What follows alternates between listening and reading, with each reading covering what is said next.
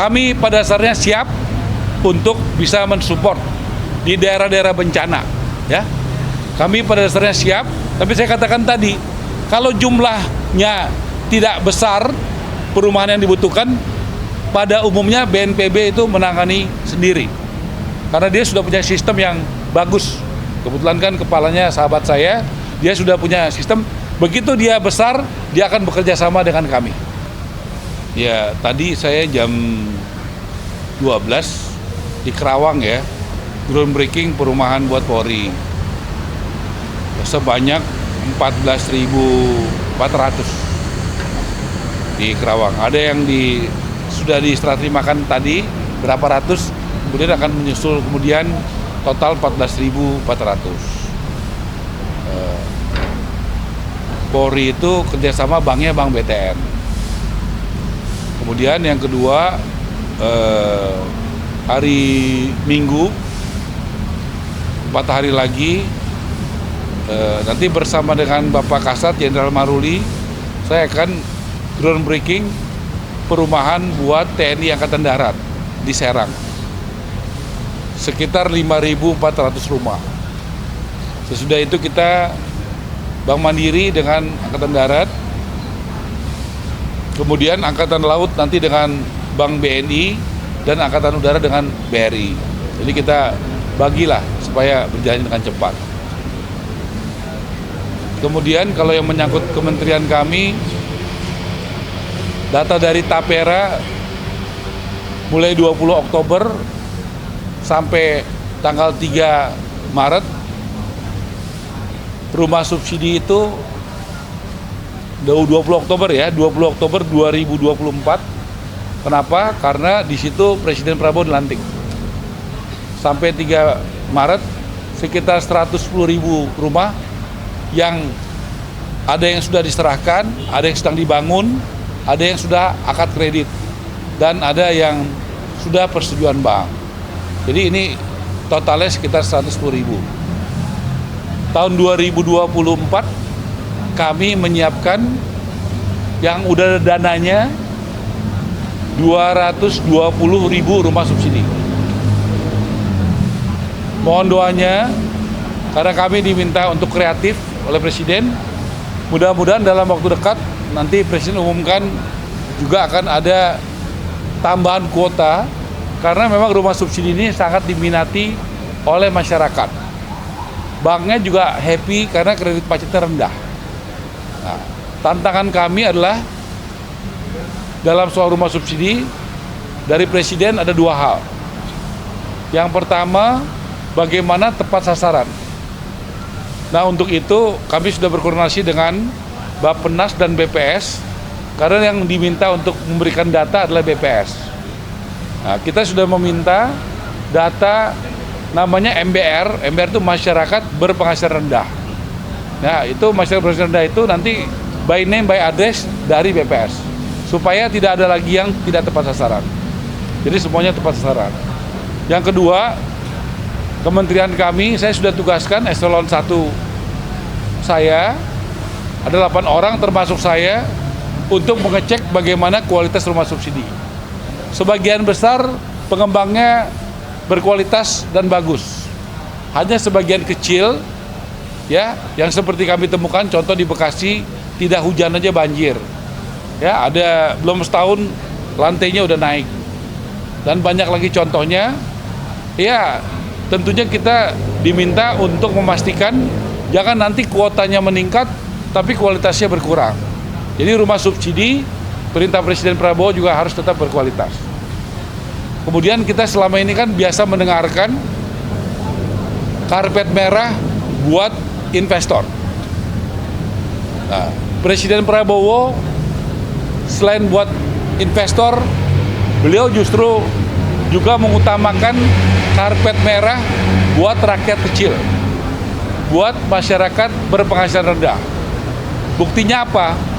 Buktinya PBG itu dulu IMB, PBG itu dulu bayar, sekarang gratis. Ya, persetujuan bangunan gedung. Yang kedua, BPHTB, biaya asal tanah dan bangunan, dulu bayar tuh 5%, sekarang gratis. Yang ketiga itu PPN di bawah 2 miliar gratis sampai bulan Juni ini. Kemudian itu yang tadi saya sebut 3 adalah yang tadinya bayar jadi gratis. Kemudian yang 1 yang tadinya lama jadi cepat adalah pengurusan PBG. Tadinya itu ngurus PBG 45 hari. Nah, kemudian saya sudah mengeluarkan kebijakan 10 hari harus selesai. Ternyata luar biasa, kita menemukan seperti di Sumedang, di Subang, di Kota Tangerang, itu bisa sekitar di bawah 1 jam. Bahkan sekitar 2 bulan lalu ya, atau sebulan lalu saya lupa, 2 bulan lalu, saya ke Badung dan ke Gianyar, itu di Badung 17 menit, di Gianyar 14 menit. Itu selesai. Nah, yang luar biasa tadi, waktu saya conference call dengan Kapolda Kalimantan Barat, ternyata di Pontianak itu sudah bisa sekitar 10 menit. Artinya apa? Sudah ada suatu hal yang sangat progresif dalam pelayanan publik di Indonesia. Yang tadinya ngurus izin untuk PBG untuk rumah itu 45 hari, di Pontianak sudah bisa 10 menit, di Bali sudah bisa 17 menit, di Jawa Barat rata-rata di bawah 1 jam. Dan gratis. Inilah yang disebut Presiden Prabowo memberikan karpet merah bagi rakyat kecil. Karena kebijakan ini hanya berlaku buat MBR. Apa itu MBR? Masyarakat berpenghasilan rendah. Artinya kalau dia berpenghasilan menengah dan atas, dia tetap harus bayar. Nah, ini yang saya sampaikan, dan mohon doanya nanti pada waktunya Presiden Prabowo akan menjelaskan bagaimana support dari negara kepada perumahan. Saya tahu, tapi nggak boleh saya ngomong ya. Nanti pada waktunya Presiden yang bicara, karena itu kejutan yang bagus sekali. Itu maksudnya subsidi rumah untuk... Nanti deh ya, itu pokoknya Presiden Prabowo ya. Saya sudah sampaikan karena itu jumlahnya sangat signifikan. Yang bicara itu nanti pada waktunya Presiden Prabowo. Saya ini kan hanya pembantunya, ya hanya menteri ya. Jadi saya juga mesti tahu diri. Nanti pada saatnya diomongin. No comment. Udah. Gimana? Kita tentu akan kita selalu bekerja dengan BNPB. BNPB itu udah biasa kerjasama sama kita. Contoh, kita sama kepala BNPB itu sama-sama ke Flores Timur. Waktu Gunung Leutobi laki-laki. Nanti di situ BNPB akan kasih masukan sama kita, rapat koordinasi. Biasanya kalau jumlahnya tidak terlalu besar, BNPB yang tanganin. Tetapi kalau jumlahnya besar, kami yang menangani. Nanti pemerintah daerah, kalau memang dibutuhkan besar, itu akan koordinasi. Pemerintah daerah, pemerintah pusat, dulu Menko-nya Pak Pratik yang nanganin. Nanti ada Menteri Keuangan, ada Menteri Sosial, ada PU, ada kami, untuk bisa bekerja sama. Nah, BNPB lagi bekerja, sudah diturunkan sana. Nanti biasanya kita akan rapat koordinasi berdasarkan hasil temuan dari BNPB. Kami pada dasarnya siap untuk bisa mensupport di daerah-daerah bencana, ya. Kami pada dasarnya siap, tapi saya katakan tadi, kalau jumlahnya tidak besar, perumahan yang dibutuhkan, pada umumnya BNPB itu menangani sendiri. Karena dia sudah punya sistem yang bagus. Kebetulan kan kepalanya sahabat saya, dia sudah punya sistem. Begitu dia besar, dia akan bekerja sama dengan kami. Gitu ya. Pak, soal SBN perumahan di pemerintah gimana Pak pembahasannya? SBN perumahan yang buat 3 juta rumah itu Pak? Ya, kita sampaikan tadi, kita nih ada 4 isu yang paling utama, 5 deh.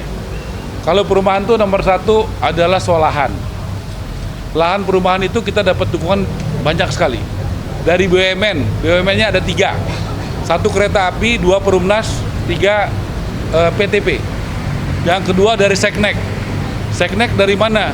Kemayoran, Kalibata, sama GBK. Yang ketiga dari keuangan. Keuangan itu saya udah survei di Bekasi, tapi yang paling ideal adalah ex-BLBI yang ada di Lipo Karawaci. Itu ideal banget. Saya udah lihat kenapa ideal di pinggir jalan raya, tidak ada warga yang menghuni. Jadi kita akan bikin skimnya segera untuk yang Lipo Karawaci. Nah, kemudian yang keempat dari Pak Nusron, dari ATR. Pak Nusron sudah menyerahkan data sekitar 70.000 hektar tanah yang idle. Jadi itu satu soal lahan, kedua pembiayaan. Nah, berkat kepercayaan publik yang begitu besar kepada Presiden Prabowo, juga internasional itu yang 3 yang udah datang, yaitu investor dari Qatar, dari UAE, dan dari Turki. Itu juga berkat bantuan Ketua Satgas Pak Hasim. Jadi saya ini unik ya, ada Ketua Satgasnya namanya Pak Hasim. Nah itu investornya itu komunikasi dan networking dari Pak Hasim, dan Pak Hasim sangat membantu kami. Dengan Satgasnya ada Pak Boni Minang dan lain sebagainya.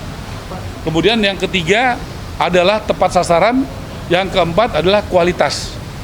Nah kualitas ini antara misalnya APBN, kemudian rumah subsidi, sampai kepada rakyat jembatannya apa, pengembang. Pengembang ini sangat menentukan kualitas daripada rumah subsidi itu. Ya, saya kasih contoh. Ada pengembang yang bagus, rumahnya bagus, jalannya bagus, nggak banjir. Ada pengembang yang nggak bagus, ya banjir dan segala macamnya, banyak kekurangan. Makanya penting sekali kita memilih pengembang yang benar. Udah ya, ada 4 poin. Oh ya, 5 tadi regulasi. Regulasi itu tadi yang saya katakan tadi, PBG, BPHTB, PPN, karena kita harus berpikiran selama ini kita hanya berpikir karpet merah bagi investor.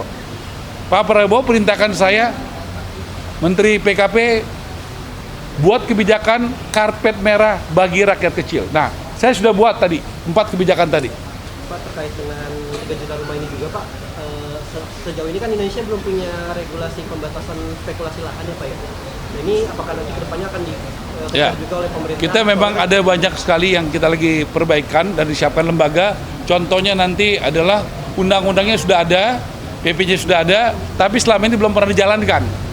Nanti akan saya jalankan, yaitu hunian rumah berimbang. Jadi satu pengembang itu, dia bangun rumah mewah 1, dia wajib membangun 2 rumah yang sedang, 3 rumah yang sederhana. Itu selama ini sudah ada aturannya, tapi belum dilakukan.